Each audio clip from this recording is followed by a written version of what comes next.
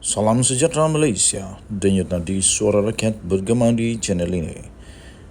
Jangan lupa tekan butang subscribe, like dan share. Malaysia kita punya, cintai Malaysiaku, kita jaga kita.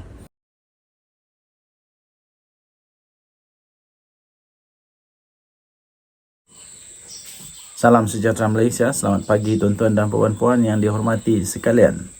Denyut nadi suara rakyat bergema di channel ini daripada sahbudin.com.net 22 Ogos 2023. Tidak mungkin ada ahli parlimen BN berani meletak jawatan. Adakah yang berani?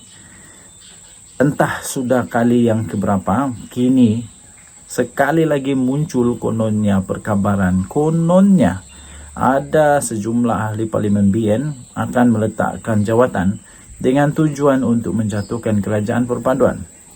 Kali ini dikatakan kononnya ada seramai 7 ahli parlimen BN akan berbuat demikian. Diberitakan mereka akan meletakkan jawatan bagi membolehkan pilihan raya kecil diadakan.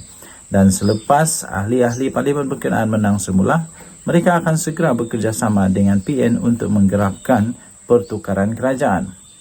Walaupun tidak disebut identiti siapa 7 ahli parlimen itu, mereka terbabit. Mereka yang terbabit ini difahamkan ialah 4 dari Johor dan masing-masing 1 dari Pahang dan Sabah dan sebuah negeri di sebelah utara. Memandangkan jumlah ahli parlimen BN hanyalah ada 26 daripada MCA, 26 daripada UMNO, 2 dari MCA dan masing-masing 1 daripada MIC dan 1 daripada PBRS, barangkali tidaklah terlalu sukar meneka-neka siapa 7 ahli parlimen berkenaan.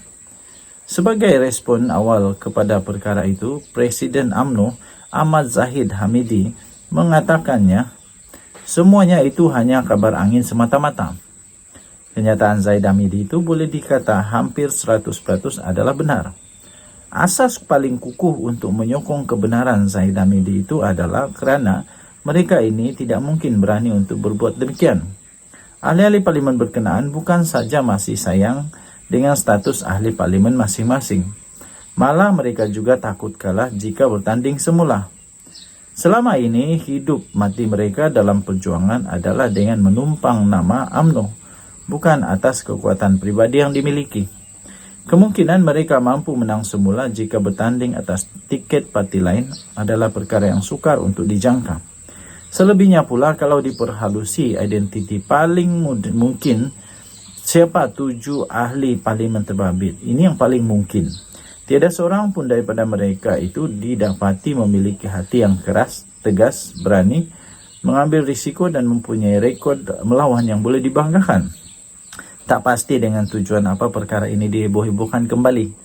Mungkin ada maksud tersirat yang berbagai di sebaliknya. Yang penting, diharapkan pemimpin kerajaan perpaduan tidak terganggu dengan kabar angin ini. Tenang-tenang saja dengan perkabaran yang berulang-ulang sudah nih. Mereka perlu lebih menumpukan sepenuh masa dan tenaga untuk memperbaiki lagi hikmat kepada rakyat kerana cabaran politik yang sebenar selepas ini ialah PRU16 yang akan berlangsung kira-kira 4 tahun lagi. PN juga sebaik-baiknya tidak usah lagi terpedaya dan memasang angan-angan lagi mahu menjatuhkan kerajaan di pertengahan penggal atau melalui tebuk atap sebagaimana dilakukan pada tahun 2020 dulu. Sebaik berakhirnya PRN, banyak kerja harus mereka lakukan untuk memberi cabaran yang sebenar kepada PHBN dan kerajaan perpaduan dalam PRU16 akan datang.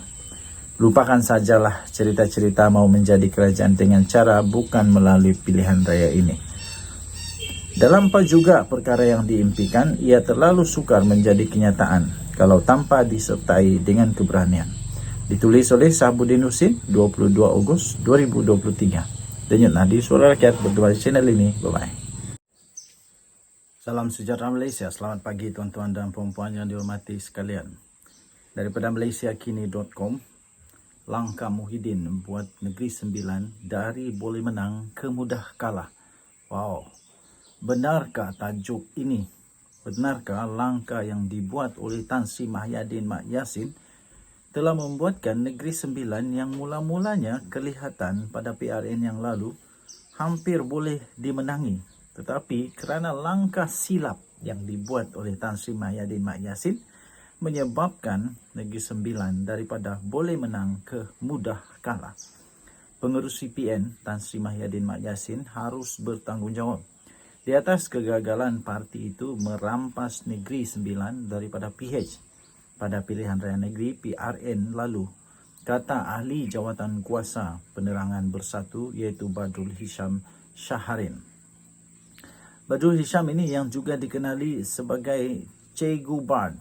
Dia yang lebih dikenali sebagai Cikgu Bard berkata keputusan Tan Sri Mahyadin Mak Yassin melantik timbalan Presiden Bersatu iaitu Ahmad Faisal Asumu sebagai pengerusi PN Negeri Sembilan sebenarnya telah menyukarkan gabungan terbabit untuk mengambil alih negeri berkenaan. Dakwa Badrul Hisham dengan pelantikan Ahmad Faisal mengetuai Perikatan Nasional Negeri Sembilan, status negeri itu sebagai kawasan yang berpotensi untuk dimenangi telah bertukar kepada mudah kalah.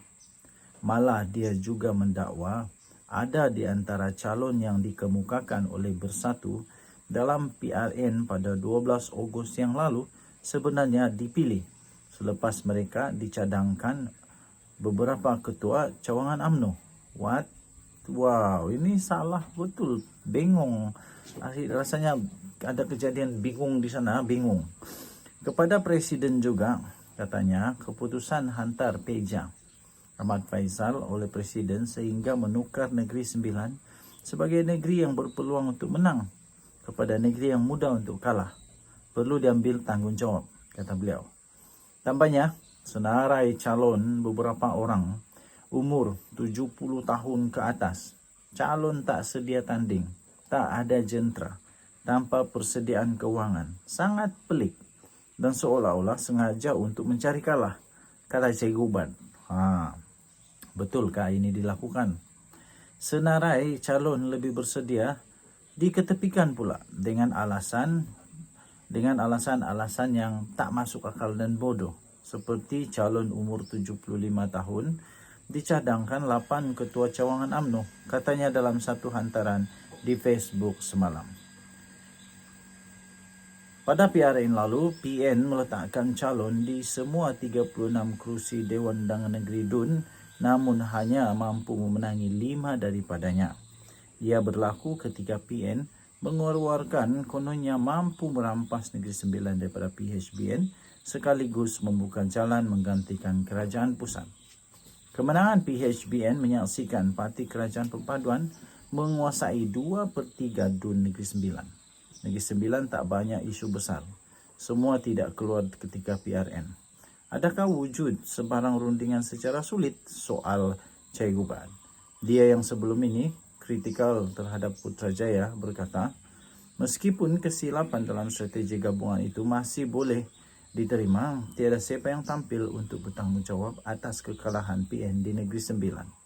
Badrul Hisham juga turut mendakwa dia ada mengingatkan Muhyiddin bahawa kekuatan Bersatu dan PN bukanlah daripada kepimpinan PN.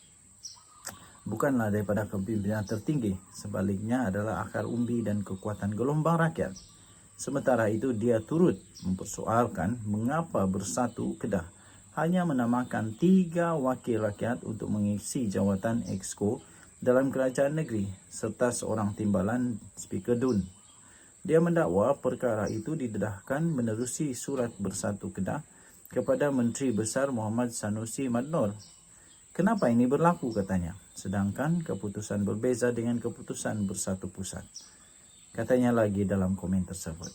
Denyut nadi suara rakyat bergema di channel ini. Kita jumpa lagi. Bye-bye.